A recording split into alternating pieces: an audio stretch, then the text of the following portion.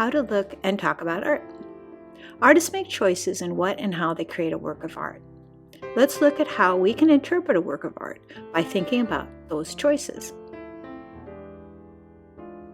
First, ask yourself, what do you notice about a work of art? There's a lot to notice in a work of art, so let's kind of break this down. A good question to ask yourself first is, what is the subject of the work of art? What did the artist create? Is it a picture of a person or a place? And then pay attention to the details. Notice the little things, like notice this woman's jewelry. She is wearing a lot of jewelry. What can we learn about her by looking at how she is dressed and how much jewelry she has?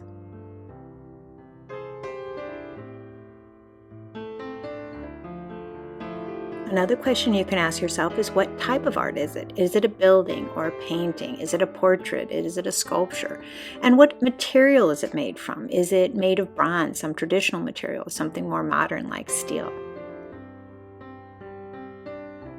Another thing you can think about is how the artist uses the fundamental concepts of art, like line, shape, color, pattern, texture, or form.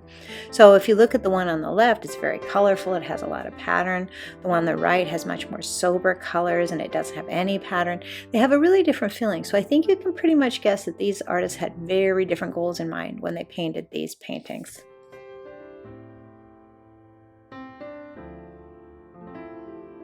Now think about how the work of art makes you feel. Artists use many tricks of the trade to get feelings and ideas across to their viewers. A good place to start is to ask yourself, does an image feel calm or energetic? Artists really think about how they're going to use their picture space, or that's also called create their composition. So if something is balanced, like the Plains Indian dress on the right, it feels sort of calm, it doesn't have tension. If something is not balanced or imbalanced, it has a lot of energy or tension. So the sculpture and the bird both have a lot of energy or tension, where the dress does not.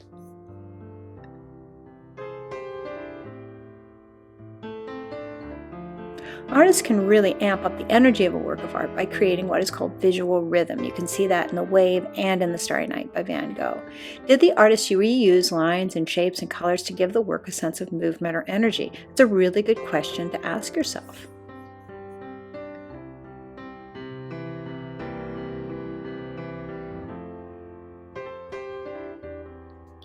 Work of art can also have energy or not by how the artist uses style. So does the artist work quickly or slowly? If an artist works quickly and you can see their brushstrokes, you can see where their hand put the material together, it has a stronger sense of energy. If it's very smooth or looks like it was created very carefully, it feels a lot calmer.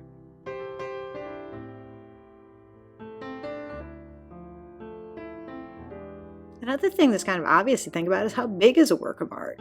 Something that's very large generally feels really important or grand, whereas something that is very small feels kind of intimate and personal. So think about where something goes that's very small. It tends to go in your house, where something very large tends to go into public spaces. It's kind of an obvious thing, but it's something to think about. If you think of really large-scale things like the Taj Mahal or the Statue of Liberty or Claes Oldenburg sculptures, large scale certainly does attract your attention. Finally, think about what the artist might be trying to tell you. Artists usually have something they're trying to say.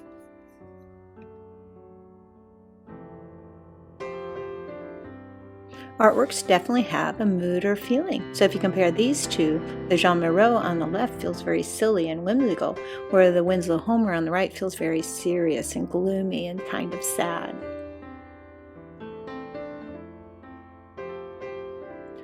Artists also think about whether they want to make an image that is realistic, like has real things, like this Andrew Wyatt that has a real looking field with a real looking woman sitting in it, or if they want to create artwork that is more imaginative, like this one on the right, which is by Salvador Dali. That doesn't look like a real thing at all. It kind of looks like a mountain of a anthill. It's a very strange painting. But artists make choices. Do they want to make something that is realistic or imaginative?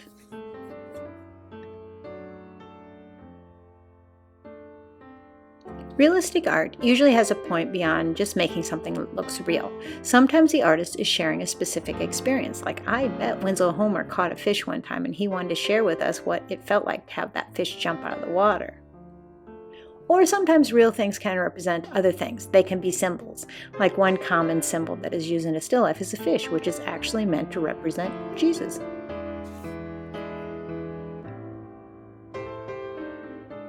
Sometimes this can be a little confusing. There is a lot to learn, but don't be discouraged. You'll get it. It just takes a long time. Artists often do not create realistic-looking images. They can mess with their subject in several key ways. So let's just look at color. So if you look at these two women in hats, the one on the left is very realistic use of color, where the Matisse on the right is a very imaginative use of colors. Colors have been added that aren't really there. He had some fun with color, and he wanted his painting to be mostly about color. Sometimes the artist style can be a really important part of the work of art, so that's called stylized art. So if you look at this Van Gogh with his heavy brushstrokes or this Gustav Klimt with the use of gold, it's realistic, but the artist style is a very important aspect of the work of art.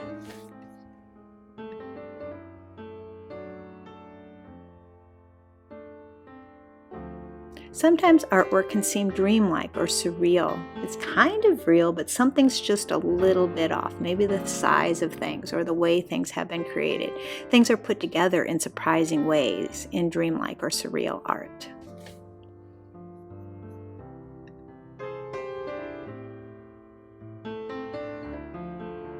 Sometimes artists create abstract art. That means it's a real thing, but it's been altered in some way. Maybe it's been super simplified, or maybe you're seeing more than one view of something at the same time. The artist has taken a real thing, but really changed it, so it's not really realistic anymore.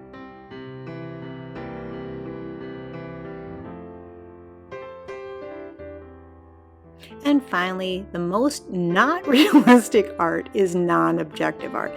It doesn't have any subject at all. The subject is completely gone, and the artist is using line, shape, color, and form alone to express the idea.